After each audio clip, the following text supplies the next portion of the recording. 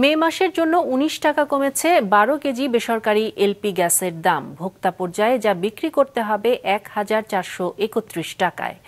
Bangladesh energy regulatory commission বিকেলে সংবাদ সম্মেলন করে নতুন এই দাম সমন্বয়ের তথ্য জানায়। আজ সন্ধ্যা ৬টা থেকেই কার্যকর করা হয়েছে এই মূল্য। কমেছে অটোগ্যাসের দামও।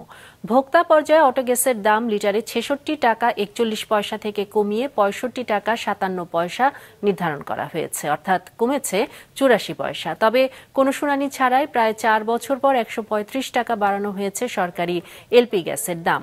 ২০২১ সাল থেকে ১২.৫ কেজি সরকারি এলপিজি বিক্রি হতো ৬৯০ টাকায়, এখন তা করা হয়েছে ৮২৫ টাকায়। এনার্জি রেগুলেটরি কমিশনের চেয়ারম্যান জানান, সরকারের মুনাফা বাড়াতে কমিটির সুপারিশের ভিত্তিতেই এই সিদ্ধান্ত নিয়েছে সংস্থাটি।